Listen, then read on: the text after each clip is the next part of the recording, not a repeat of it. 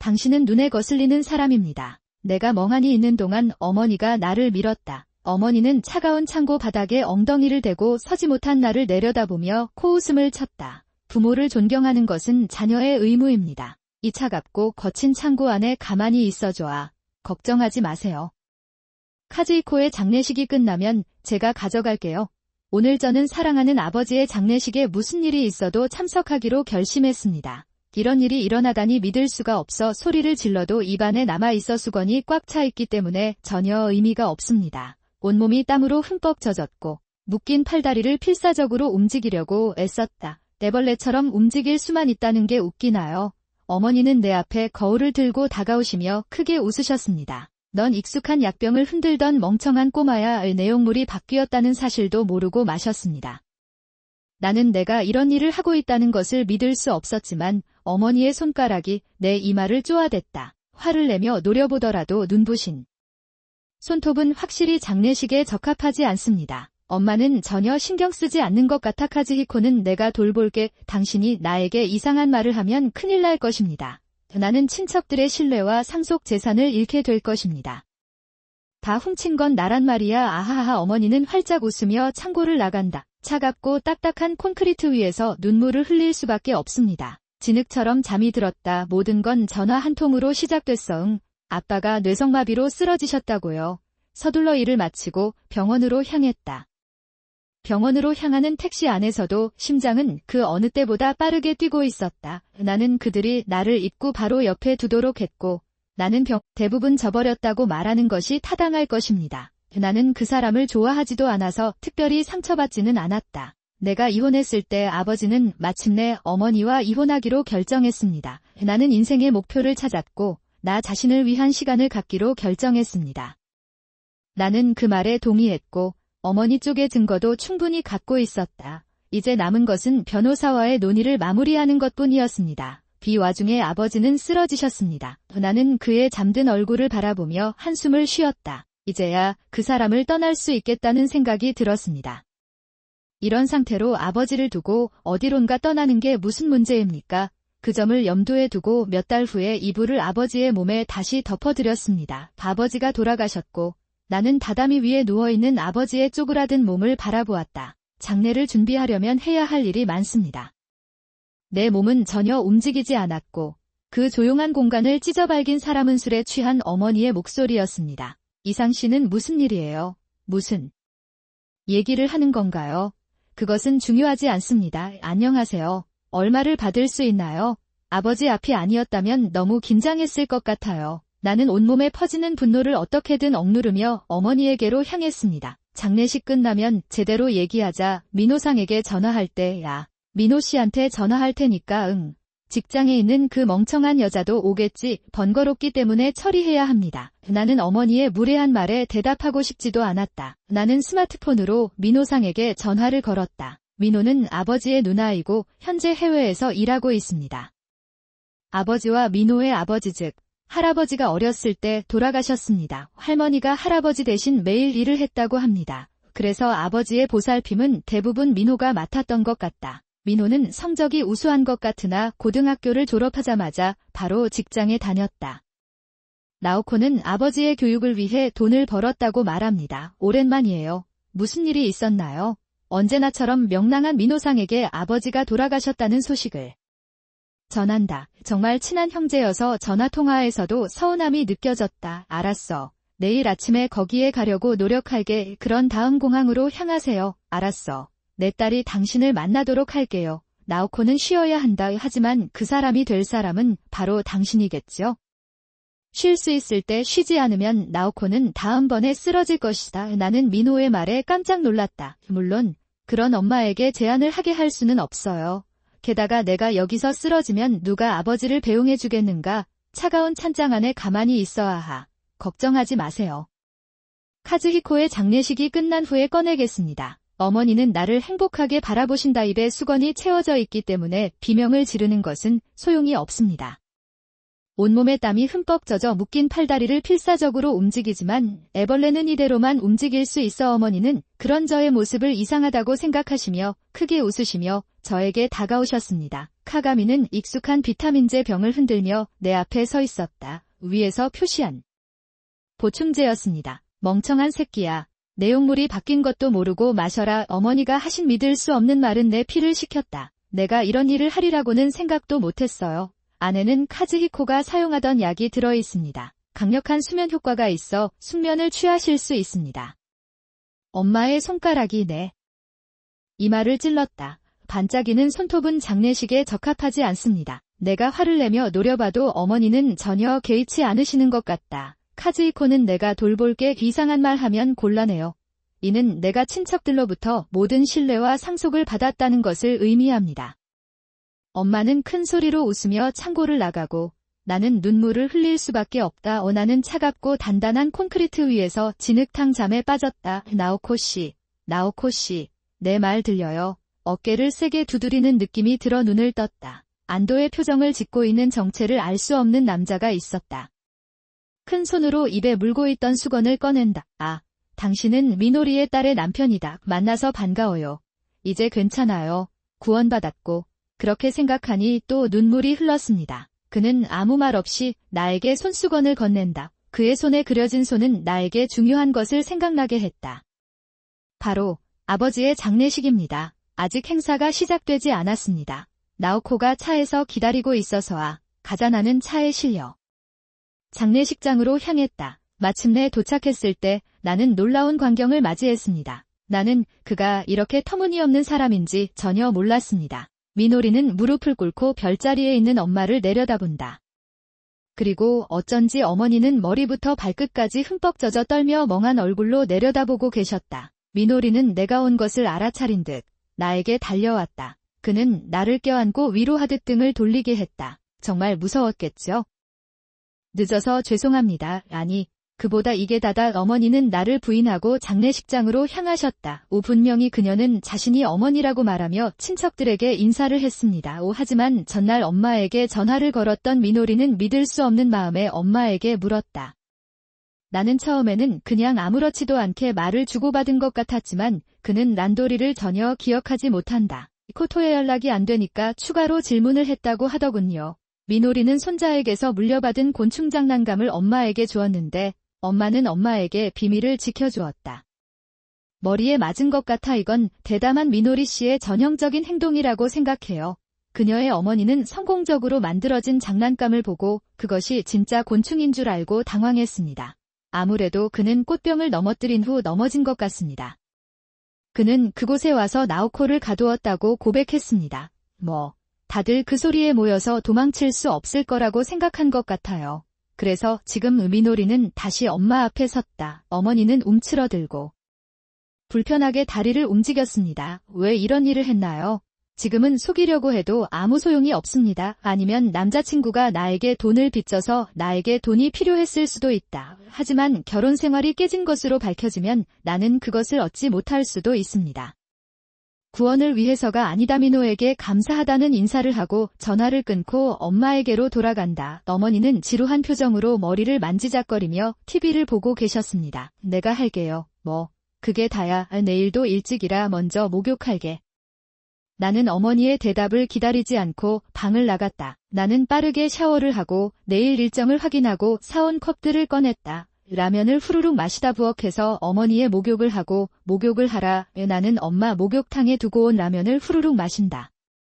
주방에는 아버지를 위한 요리와 간병인을 위한 식사 레시피가 준비되어 있습니다. 더 이상 이것이 필요하지 않다는 것을 깨달았을 때 가슴이 답답해졌습니다. 하지만 감상에 젖을 시간은 없다고 판단하고 서둘러 라면을 먹었습니다. 완료. 이것만으로는 영양 불균형이 생길 것 같아 주방에 비타민을 조금 남겨두었습니다. 보충제 먹고 잠들었는데 정신을 차려보니 내 앞에는 콩기름이 담긴 플라스틱 탱크가 놓여 있었다. 내 침실에 왜 이런 게 있을까 싶어 잠에서 깨어나려 했지만 움직일 수가 없었다. 소리를 내보려고 했는데 수건 같은 것이 입에 밀어 넣어졌다. 소리도 내지 못했습니다. 자신이 처한 상황을 파악하지 못한 채 눈만 움직이면 멀어진다. 액에서 발소리가 들렸다. 몸을 굳히고 소리를 듣고 있는데 갑자기 문이 열렸다. 벌써 일어났나요? 창고 안은 춥습니다. 그 말을 듣고 나는 비로소 내가 있는 곳이 창고라는 것을 깨달았다. 어머니는 새 검정색 드레스를 입고 발 뒤꿈치가 딸깍 소리를 내며 나를 향해 걸어오셨습니다. 나는 당신은 눈에 거슬리는 사람입니다. 부모를 존경하는 것은 아이의 의무겠죠. 그 이후에 나와 미노리 씨는 어깨를 으쓱한다. 얼마 지나지 않아 경찰차의 소리가 들렸습니다. 나오코, 잠시 쉬시면 맛있는 쿠키를 드릴게요. 정말, 자, 좀 쉬자. 나는 미노리와 함께 살았다. 부모님 집을 매물로 내놓고 미노리의 딸과 남편 근처에 집을 임대하고 있습니다. 당황한 나를 보고 미노리가 잠시 일본에 머물자고 했기 때문이다. 그는 자신이 거기에 있다고 말했습니다. 귀찮을 줄 알았는데 온갖 소란에 지쳐서 큰 방해가 됐다. 그것은 축복이었습니다. 그 후 병원에서 검사를 받았습니다. 몸에 이상이 없다는 사실을 알고 잠시 안도감을 느꼈습니다. 이번에는 경찰 조사를 받았습니다. 따라서 그곳에 있던 기둥 중 일부가 제거되었습니다. 증거는 그를 묶었을 때 남겨진 밧줄 자국과 아버지가 집에 설치한 감시카메라 영상이다. 그리고 우리 엄마는 체포됐어. 나를 감금할 때 바람피운 파트너의 도움을 빌린 것으로 보이며 총액도 선명하게 촬영됐다. 있었다. 불륜 상대에게 우리가 살고 있는 집에 내준다는 건 말도 안 되는 일이라고 생각했어요.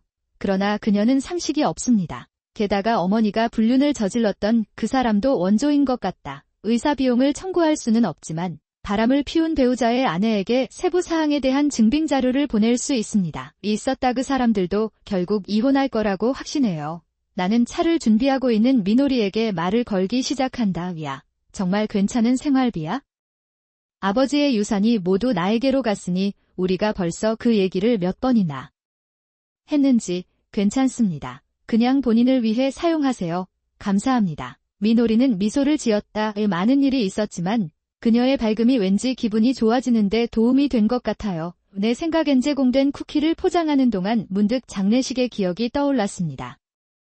나는 그런데 왜 손자의 장난감을 빼앗았나요?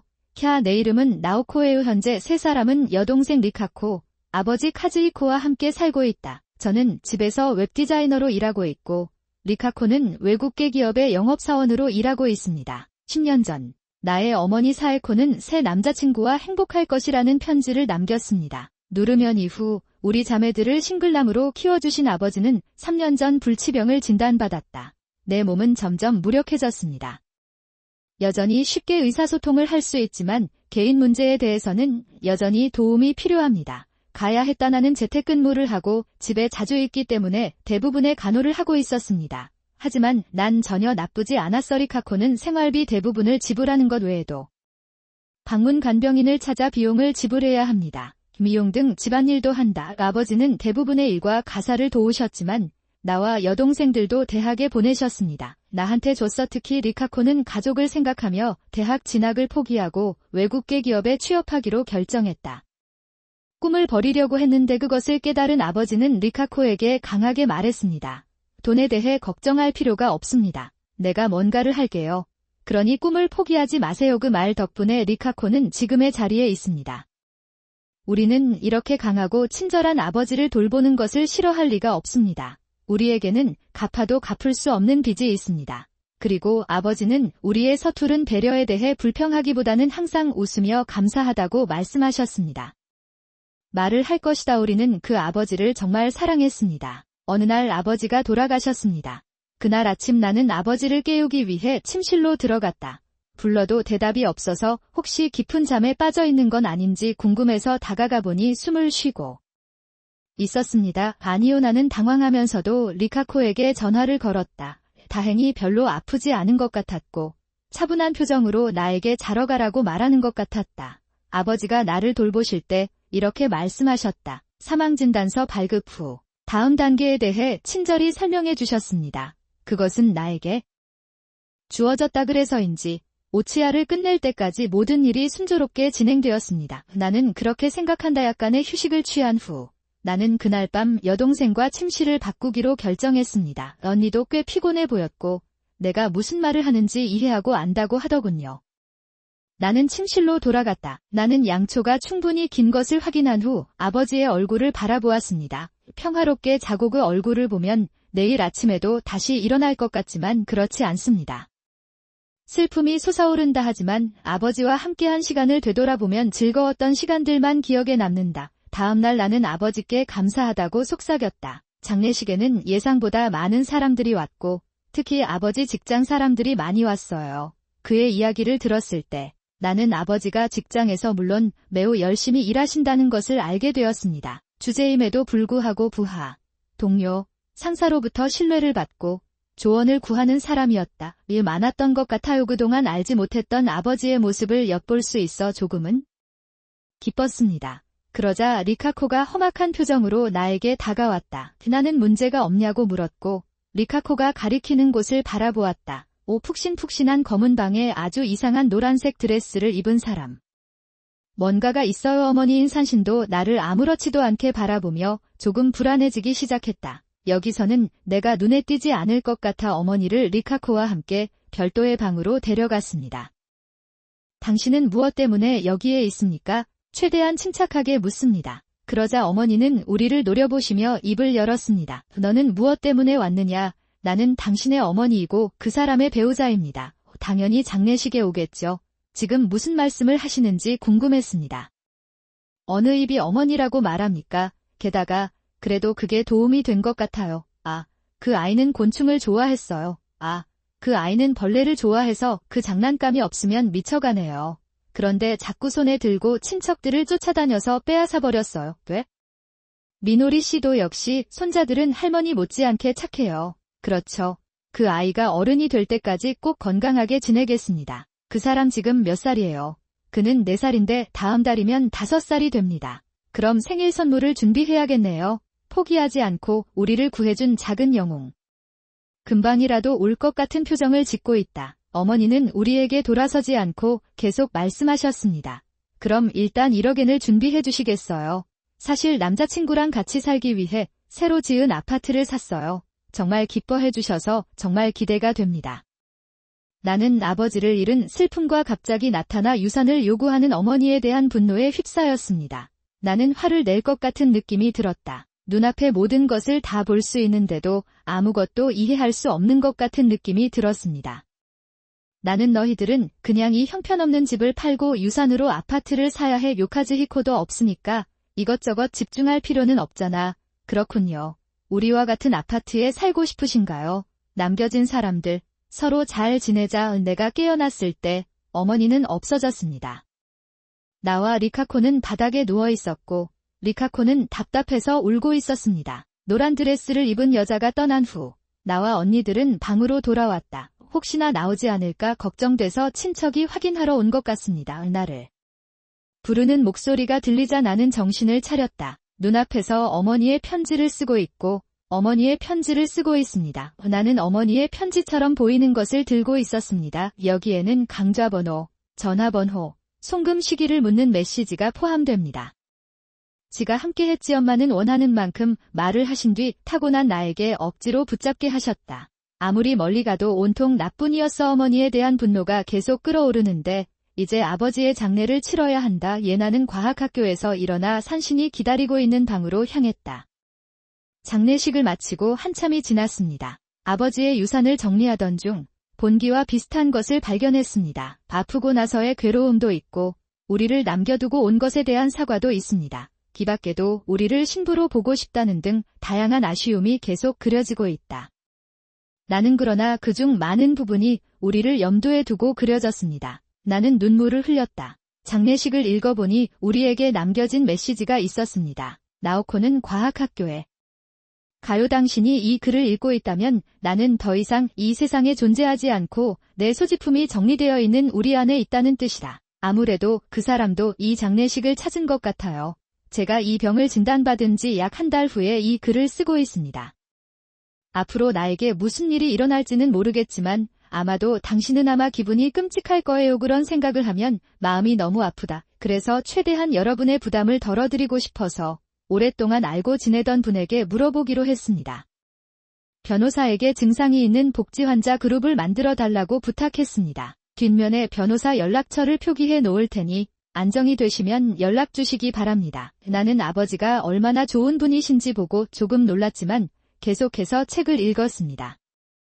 생각해보면 저는 항상 일이 바빠서 여러분을 위해 많은 것을 해드리지 못한 것 같습니다. 그런데 너희들은 불평하는 대신 집안일을 돕기로 자원했다. 나는 당신이 내 딸이어서 정말 기뻐요.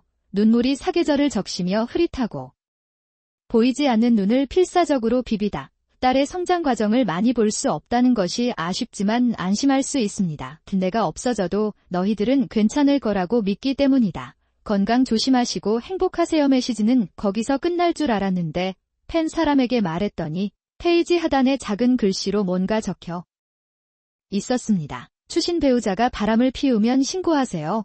그 세계에서 널 저주할게. 아버지의 뜻밖의 농담에 눈물을 흘리면서도 웃었다. 아마도 그는 우리가 슬퍼하지 않도록 우리에게 익숙하지 않은 것들을 썼을 것입니다.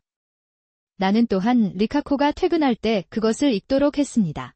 우리도 똑같이 울고 웃었어요. 리카코 씨와 상담 후 변호사에게 연락하기로 결정했습니다. 며칠 후였습니다. 나는 상속에 관해 이야기하기 위해 어머니에게 집에 전화를 걸었습니다. 어머니는 기분이 좋았습니다.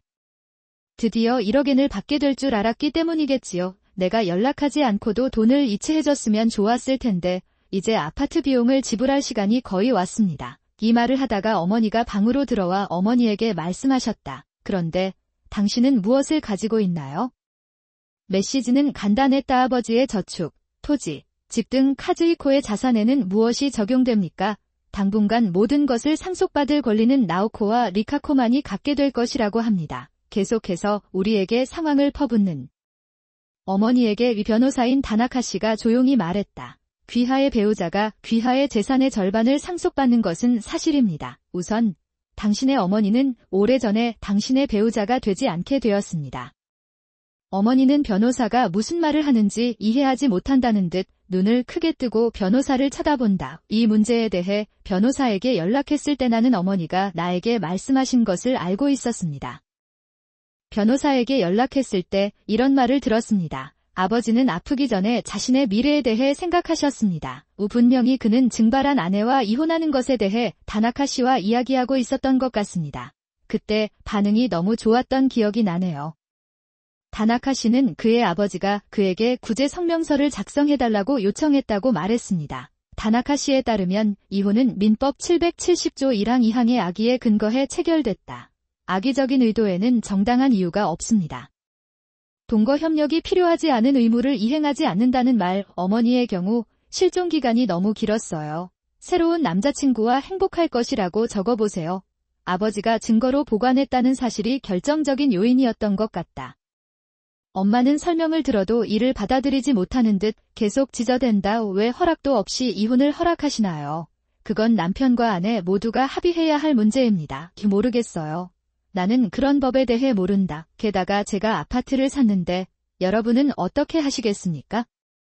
이것이 우리에게 뛰어들려고 했던 우리 어머니들에게 하는 일입니다. 친족들이 나를 제지하고 이상한 소리를 냅니다. 엄마의 한심한 모습을 보며 이성은 아파트가 뭐야? 커플이 뭐야? 라고 말한다. 나는 당신을 내 어머니라고 생각한 적이 없습니다. 당신은 우리를 위해 무엇을 했나요? 아빠는 나에게 모든 것을 해준 것이 아니다. 아빠가 우리를 키웠어요. 나가세요. 나가세요. 나는 이성적인 사람들에게 소리를 지르는 멍청한 여자를 향해 입을 열었다. 당신이 이혼할 생각이 없는지 아닌지는 나에게 중요하지 않습니다. 법에 따라 귀하는 상속권이 없다고 결정되었습니다. 좀 가져다 주시겠어요? 내 입에서 이런 차가운 말이 나올 수 있다는 사실에 놀랐다. 우리 엄마는 이런 불효자야. 그러나 나는 아버지의 친척들과 다나카 씨의 도움으로 마지못해 집으로 돌아왔습니다. 너는 다시는 오지 않을 것이다. 이 부끄러운 새끼야. 그가 부엌에 있는 힘을 다해 소금 봉지를 찢은 이유는 나는 그것들을 현관문 여기저기에 흩뿌리고 어머니가 더 이상 보이지 않을 때까지 비명을 질렀습니다. 이웃에게 피해가 되지 않을까 생각했습니다. 과하지 않다고 말하면서 이성적인 행동을 멈췄습니다. 이것은 우리가 겪은 고통이 아닙니다. 나는 당신의 아버지가 당신을 용서할 것이라고 확신합니다.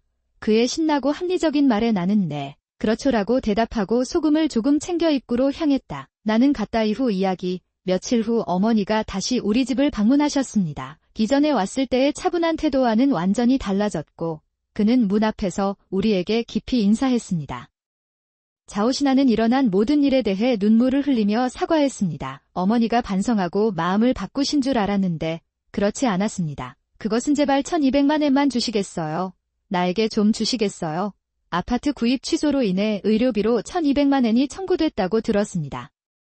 우다이 사실을 남자친구에게 말했더니 그 다음 날부터 연락이 끊겼어요. 나도 내가 지금 어디에 있는지도 모르겠어. 나와 릴이 모두 깜짝 놀라서 회양목 현관문을 닫고 다음에 오면 경찰에 신고하겠다고만 했습니다. 어머니는 한동안 낡은 아파트에 살며 1200만 엔을 갚기 위해 밤낮 없이 일했다. 분명히 있었어. 요즘 몸이 안 좋아서 그렇게 말하면서 어머니가 방에 들어오자 나오코와 리카코 외에 다른 사람이 있다는 것을 알아차렸다. 공지 한 명은 아버지 쪽 친척이었고 어머니가 아는 얼굴이었습니다. 아버지의 뜻에 따른 일이라 연락을 하게 됐어요. 하지만 어머니는 다른 남자를 본 적이 없었습니다. 이 사람은 누구입니까? 나오코의 남자친구, 아니면 리카코. 나는 이 사람이 유산을 물려받을 것이라고 생각하지 않습니다. 낙담했는지 그녀는 노골적으로 불쾌한 얼굴로 남자에게로 돌아섰다. 하지만 남자는 표정 하나 변하지 않은 채 담담하게 그녀에게 말한다. 안녕하세요. 제 이름은 다나카이고 변호사입니다. 카즈히코 씨가 죽기 전에 코세이 증후군에 관한 흔적을 만들어 달라는 의뢰를 받았습니다. 자세한 내용을 설명하기 위해 오늘 참석하겠습니다. 어머니는 그가 변호사라는 말을 듣고 걱정보다는 안도하는 표정을 지었다. 그렇죠. 상속 문제를 다룰 때는 법률 전문가를 두는 것이 더 안전합니다. 거기 누군가가 나에게 유산을 물려주고 싶어 하지 않는 것 같아요. 법에 따라 적절하게 배포되어야 합니다. 그렇게 말하면서 나는 역겨운 미소를 지으며 리카코를 돌아본다. 이제 웃을 시간이에요. 나는 우리 자매가 직접 만날 것이라고 생각했습니다. 내 말을 듣고 엄마는 비명을 지르기 시작했다. 무슨 일이야? 나는 왜 상속을 받지 못했습니까? 나와 카즈히코 씨는 부부 아닌가요? 재산의 절반은 상속받아야 합니다. 당신은 정말로 변호사입니까? 병원에 입원하셨다고 들었습니다. 게다가 그는 친척들에게도 버림받았고 찾아오는 사람도 없었는데 그는 지금 무엇을 하고 있는 걸까요? 무슨 일인지 아무도 몰라. 아버지와 함께 살던 집을 떠나고 싶지 않았지만 없애기로 결심했습니다. 어머니가 다시 찾아오시면 문제가 될 때도 있었습니다. 무엇보다 해외지사로 이적해 독립하기로 결정했기 때문에 우리 둘 다 새로운 곳으로 이전하게 됐다. 나는 함께 이사했다리키는 새로운 직장에서 열심히 일하고 있는 것 같고 회사와 주변 사람들로부터 높은 평가를 받고 있는 것 같습니다. 그럴 것 같다. 물려받은 시체의 일부로 보안이 좋은 아파트로 이사했습니다. 그는 또한 아버지를 위해 멋진 불단을 구입했습니다. 리카타는 남자친구를 집에 데려온다. 가나구치에서 만난 외국인과 결혼을 생각하고 있다고 한다. 불단의 집에 가서 리카쿠가 결혼을 생각하고 있다고 말했습니다. 제 외국인 남자친구예요. 그 사람은 어떤 사람인지 궁금해요. 나는 그가 속이지 않기를 바랍니다. 저는 영어를 못하지만 괜찮을 것 같아.